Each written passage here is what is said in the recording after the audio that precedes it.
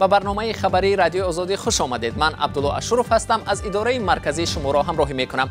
در برنامه امروز جمعه 8 نوامبر این موضوع را داریم. پرزیدنت امامعلی رحمان در روز دوم سفرش به پاریژ با امانوئل ماکرون پرزیدنت فرانسه دیدار و ملاقات کرد. مالهای ازبکستان در بازارهای تاجیکستان در برابر محصولات چینی و ترکی جای پا پیدا کردند. خریداران در تاجیکستان مال ازبکستان را بنابر ارزانیش میپسندند. استثمار ازبکستان کاستون و بروک‌ها است، کامپلت پیجاک‌ها است، کورتک‌ها میزنیم. همین پالتوی دراز پلاش همین چیزا می‌بیاریم از ازبکستان. صابون‌پزی از نقشه‌مندی بهتر. سازمان غیر دولتی در افغانستان زنان نقشه‌مند را با شغل دائمی تامین کرده است. میایم کار میکنیم، پس استفاده می‌بریم، خرج می‌کنیم، کار داریم. برنامه را با خبر از تاجیکستان آغاز می‌کنیم.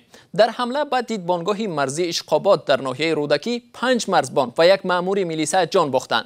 مقامات تاجیکستان تاکنون درباره کشته شدن 2 نفر مأمور میلیسا بهرام قاسمزاده و مرزبان عزت‌الله لطیفوف گزارش دادند. منابع رادیو آزادی هویت قربانی ششم در حمله به دیدبانگاه مرزی را آشکار کردند و شخصی کشته شده سرباز قطاری نعیم جان سید علیموف از ناحیه باباجان غفوروی ولایت سوخت بوده است. تفصیلات این خبر را در سامانه رادیو آزادی www.azadi.org بخوانید. سفر پرزیدنت امامعلی رحمان به اروپا که روز 4 نوامبر از شویتزاریا آغاز شده بود ادامه دارد. رئیس جمهور روز 7 نوامبر از آنجا به فرانسه رفت و در شهر پاریژ با تاجران و رهبران شرکت‌های عظیم فرانسه دیدار و ملاقات داشت. در این ملاقات از جمله میان شرکت آلومینیوم تاجیکستان تالکو و شرکت فرانسوی فیوز برای تجدید کارخانه آلومینیوم تاجیک موافقه حاصل شد. امروز امامعلی رحمان با امانوئل ماکرون رئیس جمهوری فرانسه ملاقات کرد. کیومرزی عطا موضوع را ادامه می‌دهد. در آستانه ملاقات رئیس جمهوری فرانسه با امامعلی رحمان، 2 سازمان معتبر دفاع از حقوق بشر و آزادی مطبوعات از امانوئل ماکرون خواستند که به مسئله سرکوب و حبس منتقدان، شکنجه، محدودیت آزادی بیان و مرگ و میر بازداشت شده‌ها در تاجیکستان چشم نپوشد. سازمان دیدبان حقوق بشر روز 6 نوامبر با نشر نامه گفت مطمئناً امامعلی رحمان از فرانسه پشتیبانی سیاسی و اقتصادی را درخواست خواهد کرد. این سازمان میگوید ماکرون باید به اصول خود صادق باشد و رئیس جمهور رحمان را از سیاست‌های سرکوبگرایانه آگاه کند. سازمان خبرنگاران بدون مرز هم در نامه رسمی از رهبران کشورهای اتحاد اروپا از جمله امانوئل ماکرون خواسته است در عوض روابط خوب با تاجیکستان از این کشور احترام به آزادی مطبوعات را تقاضا کنند. این سازمان تصمیم ماکرون را برای ملاقات با امامعلی رحمان فرصت خوب برای مطرح کردن مسئله آزادی بیان در تاجیکستان نامیده است.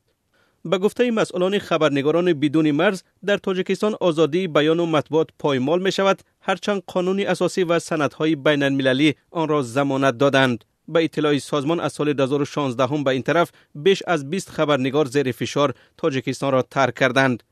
قرار است پرزیدنت امامعلی رحمان در نشست صلح پاریژ شرکت کند و خبرنگاران بدون مرز در اظهارات از همه رهبران اروپایی خواسته است احترام به آزادی مطبوعات را شرط روابط خوب با تاجیکستان قرار دهند. تاجیکستان از سال 2015 به این طرف در شاخص یا ایندکس آزادی مطبوعات در جهان 45 زینه پایین رفته است. سقوط چشمگیری که بخشی از آن به دلیل سنزور گسترده اینترنت است. این سازمان میگوید خدمات علاقه تاجیکستان به طور غیر قانونی و خودسرانه وبسایت‌های خبری مستقل به مانند ازیا پلوس را بسته است. پیشتر مسئولان خدمات علاقه گفته بودند که در این کار دست ندارند. خبرنگاران بدون مرز میگوید مقامات تاجیکستان از سال 2018 نظارت به اینترنت را شدید کردند و با استفاده از توانایی‌های خود دسترسی به پایگاه‌های خبری پیشرفته به مانند فرغانه و اخبار، پیام‌رسان‌ها، یوتیوب و حتی گوگل را قطع می‌کنند. مقامات تاجیکستان در گذشته بارها اظهار نگرانی کرده بودند که گروه‌هایی به عباره آنها تندرو از شبکه‌های اجتماعی برای ترغیب فعالیت‌های خود سوء استفاده می‌کنند.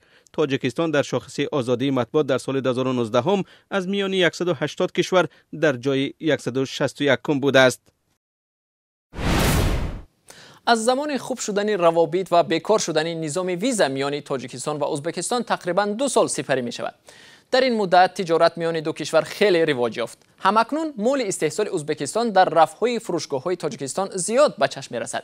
تاکنون در بازارهای تاجیکستان مول چین و ترکیه یکتازی می‌کردند، ولی اکنون مول ازبکستان در بازار واردی رقابت شد. همکارم زرانگیزی نوروزشاه به بازارهای دوشنبه رفت و تشخیص کرد که خوب شدن روابط دوشنبه و تاشکند در رفع فروشگاه‌ها چی تأثیر گذاشته است. در بازار مول و کالای تاجیکستان همکنون تولیدات ازبکستان واردی رقابت با مول‌های استحصال چین و قرقیزستان و ترکیه شده است. تعدادی از صاحبکاران در تجارتشان با مول‌های تولیدی ازبکستان برتری می‌دهند. نرگس حفیظова یک صاحبکار بازار کاروان از 6 ماه به این سو سمت تجارتش را در واردات مول تغییر داده است. نظر به خطای قرقیزستان بهتر است. هم راهگیراش ارزان هم بین مدت کوتاه رفته می‌بینیم.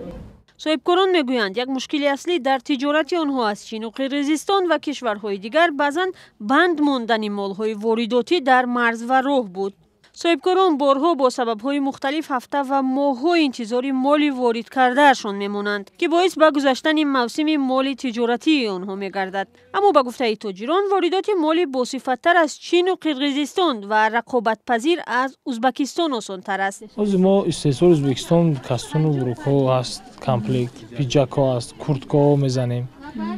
همین پالتوی دراز و پلاش و همین چیزا می‌بیاریم از ازبکستان. بازارهای تاجیکستان را معمولاً مال و کالای استحصال چین و ترکیه پر کرده است، اما طی چند سال اخیر در برابر چین در این بازار مال‌های استحصال قرقیزستان هم با نرخی نسبتاً دسترس خریدار پیدا کرده است. به گفته صاحبکاران به مال و کالای استحصال ازبکستان که حدوداً یک سال اخیر بازارهای تاجیکستان را پر کرده است، روزهای اول خریداران چندان توجه نمی‌کردند. خیلی کم میگفتن ازبکی گفتن همیان نمیدونن، بعد که دیدن صفاتش استفاده که بردن دیگه پرابلم نیست گرفتیست. مال ازبکستان را در بازار مال و کالای کشور بیشتر از همه در راسته فروش پایافزال دیدن ممکن است. خریداران میگویند در اکثر موارد صفت این مال تولیدی ازبکستان از چین بهتر است. خیلی بود واسه که با ترکیه هم است. اگه ازبکی هم پیشروی خیلی با ارزان تره میپوشیم سوز ازیراج یکم پای نیست.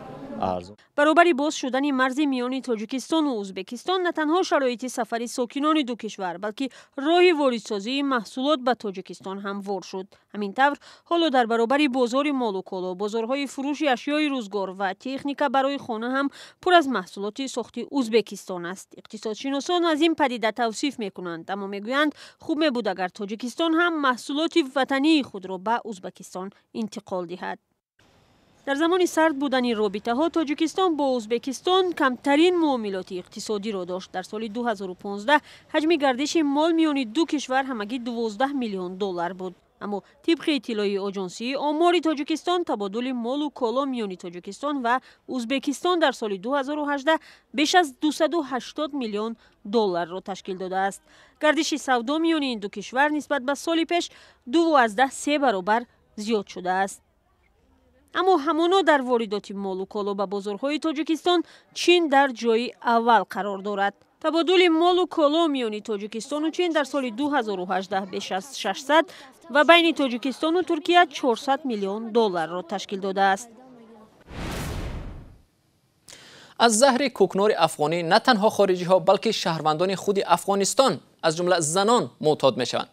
شماره زنان نشأمند در افغانستان رو به افزایش است و یک سازمان محلی با تشکیل یک کارگاه صابونپزی زنان نشأمند را به این کار جلب کرده می‌خواهد از این راه آنها را از این ورطه زندگی بیرون کشد. تا کجا تجربه او موفق است؟ امرالدین اولیموف گزارش می‌دهد. تخمینا 90% افیون قاچاقی روی عالم از کوکنار افغانستان استحصال می شود. مقدار معینی آن در این کشور مانده میلیون ها نفر را به نشأمندی گرفتار کرده است. جنگ چندین ساله به زنها بی تاثیر نبوده است. شمار زیادی زنان معتاد مواد مخدر شدند.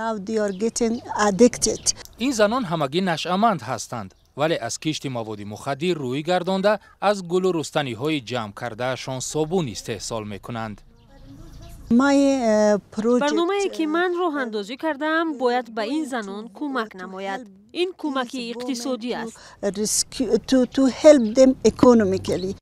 марғуба сафӣ дар соли 2016 ба тавлиди собун дар хонааш оғоз кард. барномаи мубориза бо маводи мухаддири созмони милали муттаҳид ин хонуми афғонро ба Ҳиндустон барои омӯзиши соҳибкорӣ фиристод. ҳоло марғуба сафӣ корхонае боз карда 20 зани собиқ нашамандро ба шуғли муносиб таъмин кардааст. کل زنا خوش می باشه، خود ما خوش می باشیم که میایم کار میکنیم، پیسه خود میبریم خرج میخریم، یگان چیز کار داریم. مصروفیت است، در خوشی میایم میریم.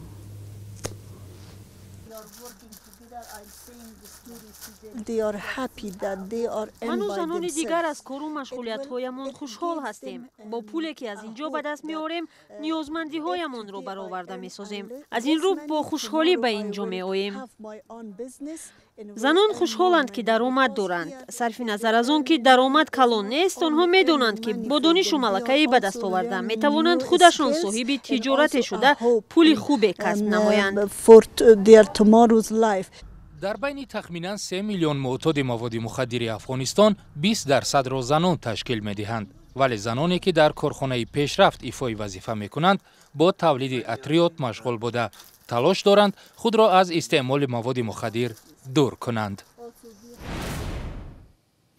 تیمور زولفیقاروف نویسنده روززبان تاجیکستان و مؤلف خواجه نصرالدین میگوید دوران پیریش را در تاجیکستان کنار طبیعت سپری می‌کند. او تصمیم گرفته است که دیگر برای اقامت به روسیه برنگردد. همکارانم اسکندر فیروز و امرالدین عالموف در دوشنبه به خانه ادیب رفتند و درباره روزگار، ایجادیات و اندیشه‌هایش پرسیدند.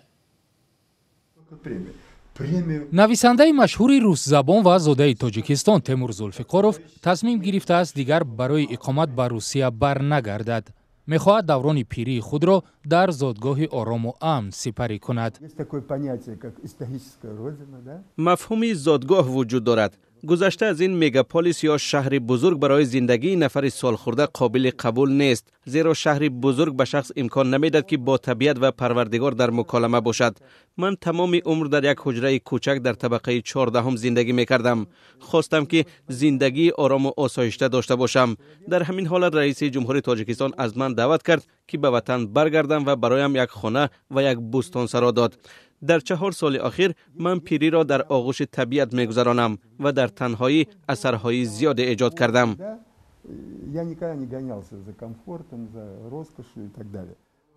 ادیب میگوید چند دفعه از سوی ملتگرایان روس مورد حمله قرار گرفته است. همزمان نوشته‌های او را در شبکه‌های اجتماعی درباره وجود انگیزه‌های فاشیستی در برخی از قشرهای جامعه روسیه دیدن ممکن است که نسبت زادگان کشورهای جنوبی بدرفتاری میکنند. با من چند دفعه جوانک‌های ملتگرا یا سکینخد حمله کرده بودند. میدانم که آنها چنین دستور گرفته بودند. اینها جوانان فریفته شده و نیم گرسنه میباشند. در مجموع چنین رفتار خاصی ملت روس نیست. ببینید حتی تاجیکان برای مهاجرت مهنتی نه عازم افغانستان و ایران یا هند و امارات میشوند، بلکه به روسیه میروند، زیرا تاجیکان و روس‌ها هم نژاد هستند.